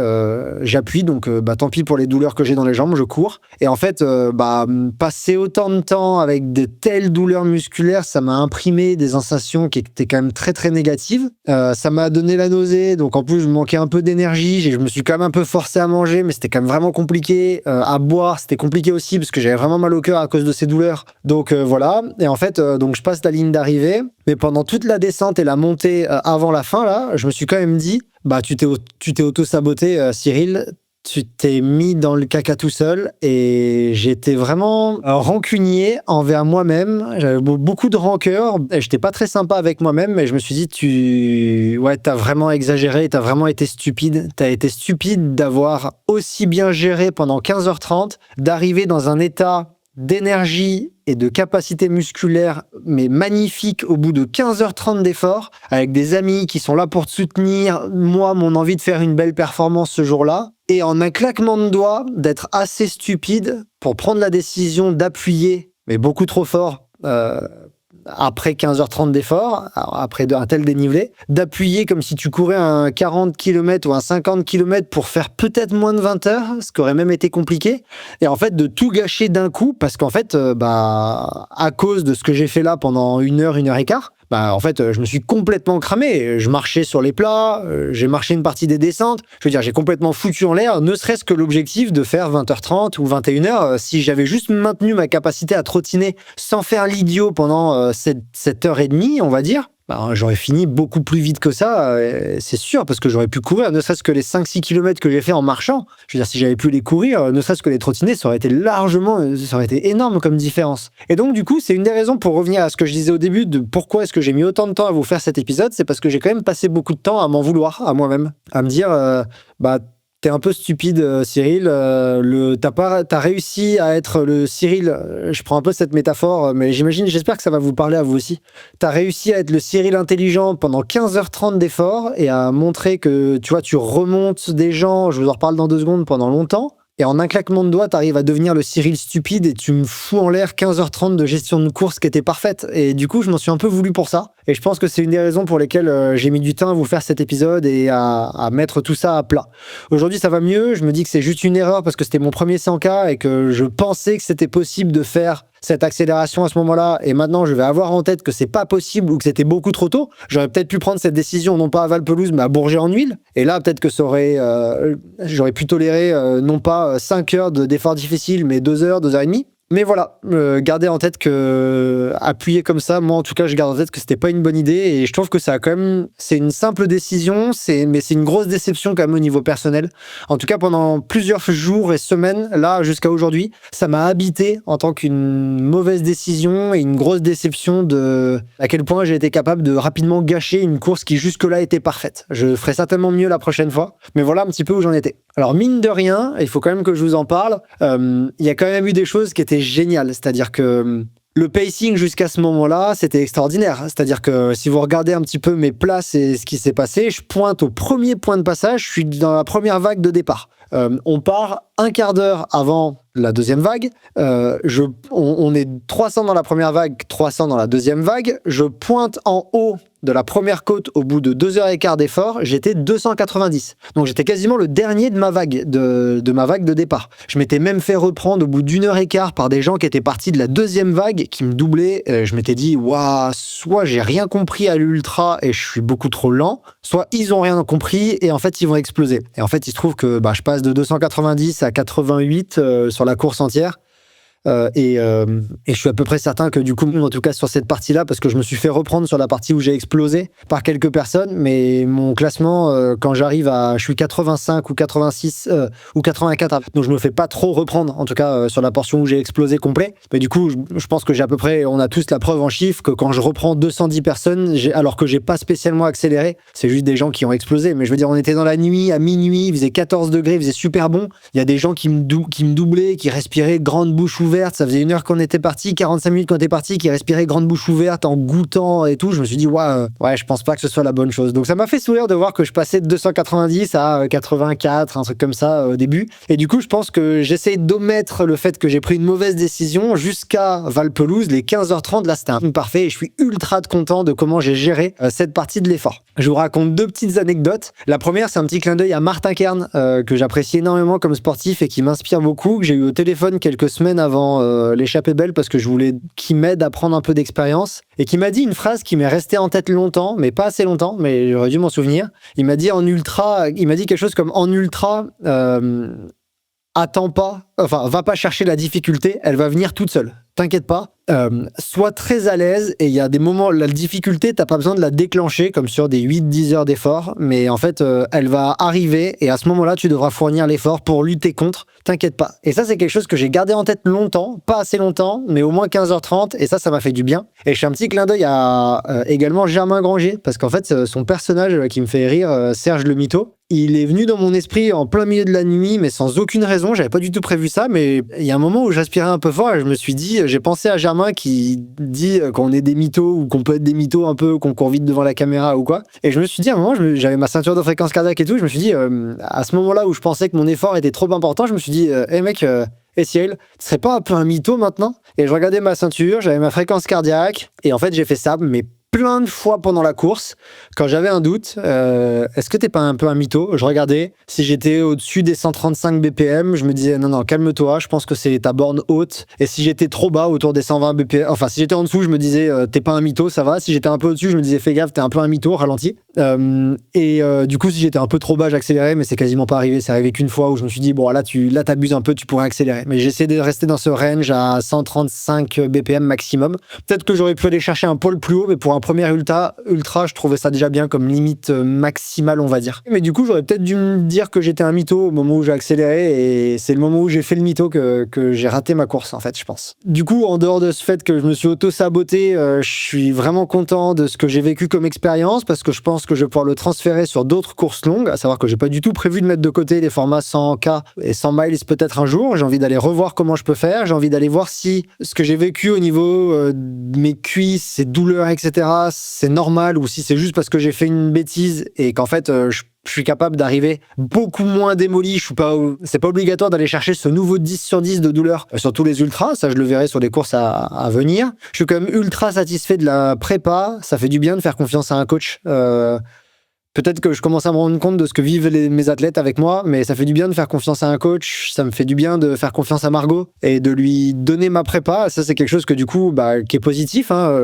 Depuis que je suis avec elle, j'ai terminé un 100K, donc pour moi, c'est la preuve que ça marche de faire confiance à quelqu'un d'extérieur pour gérer sa propre prépa. Et donc, je suis très content d'avoir pris cette décision avec Margot. Et en termes d'amélioration, je pense qu'il y a le pacing, c'est-à-dire ne pas faire le mytho, ne pas faire ce genre d'erreur de pacing alors que tout allait bien jusqu'ici. Une ou deux bêtises au niveau du matos, ça a changé, mais en fait, j'ai pas énormément de choses à améliorer à part cette erreur, je trouve, à 15h30, parce que sinon tout le reste allait bien. L'alimentation était parfaite, la nutrition était parfaite, la forme était géniale, j'étais trop bien du début de la course jusqu'à la fin. Je me souviens que dans le col de la Valloire, jusqu'au lever de soleil, là, on a eu le lever de soleil en haut du col de la Valloire, c'était incroyable, mais tout le long de la montée de nuit, j'avais de la musique, j'étais ultra bien, je me disais mais mes sensations sont folles, je suis super facile là, j'étais à 130, je montais trop bien, enfin pour moi, hein, pour mon niveau, mais du coup ultra satisfait. Donc il n'y a pas énormément de choses négatives à changer. Mais par contre, l'erreur que j'ai faite, elle a coûté cher, quoi. Donc voilà, ça, c'est quelque chose que je veux changer.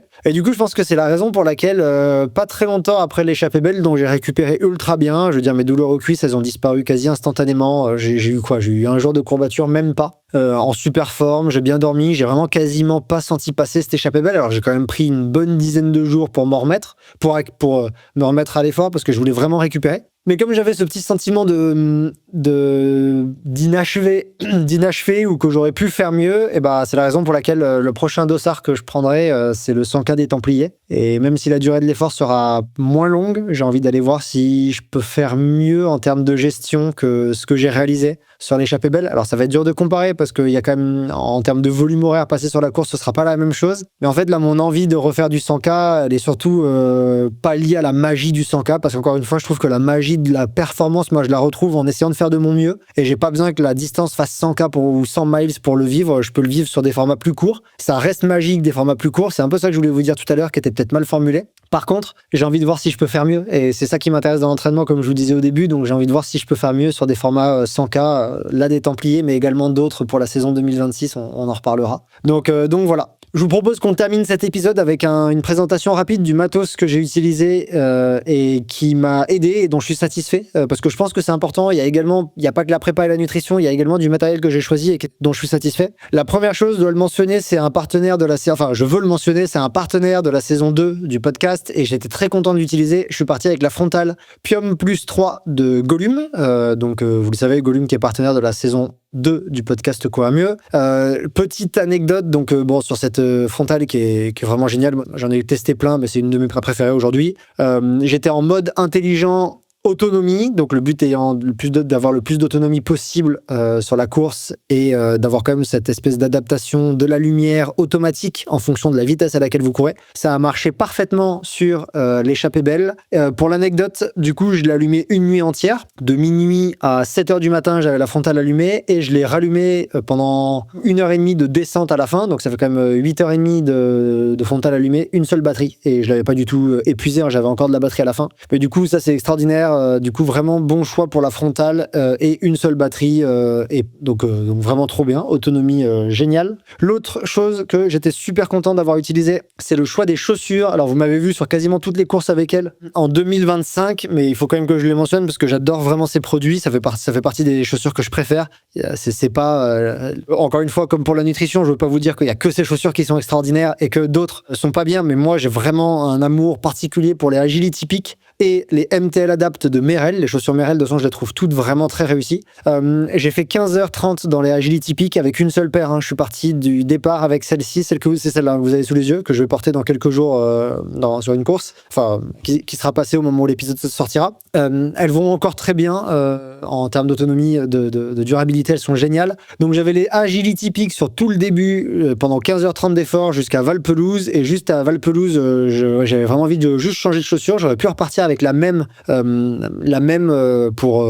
que je suis trop bien dedans, en fait, elles sont vraiment géniales, mais j'en ai qu'une seule paire, et du coup je suis parti sur la deuxième partie, je suis parti avec la MTL Adapt de Merrell, et en fait c'était vachement bien ça, parce qu'avec son rocker qui est ultra prononcé, et je trouve que sur les parties de la fin là où j'avais envie de dérouler un peu le pied plus facilement, ça m'a beaucoup accompagné, c'était une foulée qui était agréable. Donc voilà, super content du choix chaussures, également les MTL Adapt, du coup les deux modèles de Merrell. Alors en termes de vêtements, je suis parti avec la tenue blanche de Compressport. Alors je suis pas parti en Wise, j'aurais beaucoup aimé. J'adore le matériel Wise, j'adore également le matériel Compressport qui est génial. Là aussi, mon but est jamais de dire qu'il y a une seule marque qui fait du matériel extraordinaire et pas les autres. J'adore les deux matos. Le seul truc, c'est qu'en fait, comme je vous l'ai dit au début, il était censé faire extrêmement chaud sur l'échappée belle. On partait pour vraiment une journée caniculaire, donc j'allais pas courir en noir. De Wise, je ne possède que la tenue noire, le sac noir, le short noir, tout en noir, full noir. Et pour moi, je voulais pas partir en full noir parce que je vous l'avais déjà expliqué dans des épisodes, il y a vraiment un gain à partir avec des couleurs claires. Et du coup, la seule couleur claire que je possède, c'est chez Compressport. Donc, j'allais pas. Et en plus, le matos, je le trouve vraiment exceptionnel. Donc, je suis parti avec la tenue blanche de Compressport. Donc, autant le t-shirt on-off qui est vachement ventilé que le short. J'avais également ce sac qui est le sac blanc, donc la version 2 que je vous avais testé en ligne. Vous retrouverez le test si ça vous intéresse du sac Compressport. Et je suis parti avec une ceinture Compressport que j'avais également pour le portage de la flasque d'électrolyte. Au moins, je savais où elle était rangée, je me perdais pas. Et pour le portage des bâtons, parce que je le trouve vachement bien là-dedans. Je suis parti également avec ces chaussettes, les chaussettes Compressport, la Racing Socks 2, si je dis pas de bêtises, la Pro Racing Sock 2. Moi, je trouve que c'est vraiment, par contre, ça, je trouve que c'est la meilleure chaussette du marché. Alors, j'ai pas testé la Wise, je la possède pas, je l'ai jamais passée, donc je peux pas vous dire comment elle est bien. Mais par contre, celle-ci, je trouve que c'est vraiment, de toutes les chaussettes que j'ai essayées, je trouve que c'est vraiment les Pro Racing Socks 2 les meilleures. Et en fait, il y a eu des températures super froides, donc j'aurais pu partir en Wise la nuit, mais en fait, non, j'aurais pas pu parce que pareil, je possède pas de première couche chaude de Wise, j'ai que le manche longue.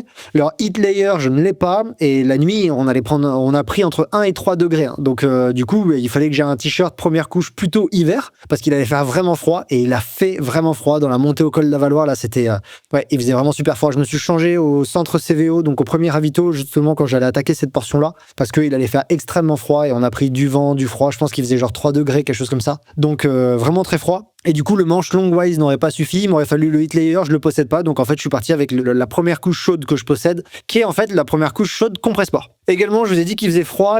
Une des erreurs matos que j'ai fait, c'est que je suis parti avec des gants d'été et j'aurais vraiment pas dû parce que du coup, j'ai eu froid aux mains pendant au moins une demi-heure, 3/4 d'heure à faire des mouvements de bras et de mains pour essayer de me réchauffer. J'avais du mal à sentir bien mes matons. J'avais les mains gelées. Et en fait, j'ai été stupide parce que je possède une autre paire de gants que les Compressport, qui sont des gants légers, on va dire, qui sont des gants hiver, mais si on n'est pas très sensible au froid, et moi je suis ultra sensible au froid, ou alors des gants été pour moi, pour les moments où il fait un peu froid. Mais là, on avait des températures extrêmement basses. Et en fait, c'est un mauvais choix parce que je possède ces gants que je montre là, mais du coup, pour ceux qui écoutent, c'est les gants Black Diamond. Et en fait, c'est des gants qui ont une deuxième couche avec un coupe-vent moufle par-dessus. Et en fait, si j'avais eu ça, j'aurais été, mais en termes de poids, ça aurait rien changé. Il faisait 1 ou 3 degrés. Je l'avais vu à la météo puisque j'avais fait le choix du maillot. Donc, je le savais. Donc ça, c'est un mauvais choix. Ne pas partir avec des gants trop légers parce qu'après, on a mal aux mains. Ça peut être compliqué de s'alimenter. On a du mal à tenir ses bâtons. On peut pas tenir les bâtons à deux mains parce que je faisais des mouvements à une main pour les réchauffer. Donc pendant une période, j'utilisais pas mes bâtons. Donc c'était stupide. J'aurais mieux fait de partir avec des gants plus chauds que ceux que j'ai pris avec moi. Donc ça, c'est quelque chose que je voudrais changer. En termes de matos de sécurité que j'avais dans mon sac mais que j'ai pas utilisé, j'avais la seconde couche chaude de Wise. Donc c'est la Nano Shell qui était avec moi. C'est la 180 grammes de Wise. Et j'avais également évidemment la veste imperméable, mais j'en ai pas eu besoin. Mais j'avais la veste imperméable rangée dans la ceinture. Également la veste imperméable de Wise qui, pour moi, je vous l'avais déjà dit dans le test, est une des meilleures du marché. Donc je suis parti avec. Et je suis également parti avec, alors je vous la montre ici parce qu'en fait j'ai la Vertical 2 au poignet en test, mais je suis parti, et j'ai mis son bracelet dessus. Je suis parti avec la Race 2, dont je vous ai réalisé le test il y a pas longtemps, la Suunto Race 2 en termes de montre. Donc je vous ai réalisé le test il y a pas longtemps, il est disponible en ligne. Juste pour la petite anecdote, j'avais plusieurs Suunto apps activées pour m'aider dans ma nutrition sportive, pour me souvenir de qu'est-ce que je voulais manger portion par portion, etc. J'avais utilisé le Suunto app Race Companion, que je vous invite à découvrir. On en a parlé sur la page Instagram de Courir Mieux et Suunto. Mais en gros, c'est une application qui vous fait apparaître portion par portion ce que vous avez prévu de manger. Donc je m'étais fait juste un petit code pour me rappeler ce que j'avais prévu de manger. Donc il y avait quand même plein d'alertes sur la Suunto Race, etc. Et en fait, j'ai cramé 40% de batterie en 21h30 d'effort de mémoire. J'avais la carto, les alertes, la fréquence cardiaque connectée en Bluetooth, 40% de batterie. Donc la Race 2, ça c'est vraiment une des réussites. C'est ce que je vous disais dans le test. L'autonomie, elle est incroyable. Et j'ai utilisé 2 casques audio. J'ai utilisé le Suunto Sonic, donc que vous avez ici, et à Valpelouse de mémoire ou à super coller parce que je l'avais utilisé quasiment toute la nuit. La musique, je suis passé sur le deuxième, donc le Wing 2. dont le test sera bientôt disponible en ligne. Je suis passé sur le Wing 2 parce que j'avais plus de batterie sur celui-ci et je pouvais pas recharger, donc j'ai pris le deuxième casque de Suunto. Encore une fois, super content de ce matos. Pour moi, ce que j'aime vraiment, c'est et l'autonomie et le confort. Autonomie, confort et qualité du son, c'est ce qui me plaît beaucoup sur ces deux casques. Vraiment, je les trouve géniaux, donc je les ai utilisés et j'en étais super content. Voilà pour le matériel le plus important que j'avais à vous mentionner que j'ai utilisé sur cette échappée belle. En nutrition, je vous en ai déjà parlé, donc j'ai fait le tour. Ça fait déjà un épisode conséquent, je voulais parler un peu moins et en fait j'avais plein de choses à vous raconter. J'espère que cet épisode vous a intéressé, vous a plu. J'espère que j'ai répondu à des questions que vous pourriez vous poser sur ma prépa, où est-ce que je vais par la suite, les choix que j'ai faits. Et j'espère que les choix que j'ai faits et comment je vous les ai expliqués, ça vous aidera vous également dans la préparation de vos objectifs, que ce soit pour l'échappée belle ou pour d'autres ultras éventuellement. Si jamais il y a des choses que j'ai pas abordées, que vous aimeriez entendre discuter, n'hésitez pas à me mettre un commentaire sous la vidéo ou sur le podcast, je me ferai un plaisir de vous répondre, ou soit de faire un épisode, soit de vous répondre. Et sinon, je vous dis à la semaine prochaine, on se retrouve pour un Scientific Day sur le dopage, donc à très bientôt.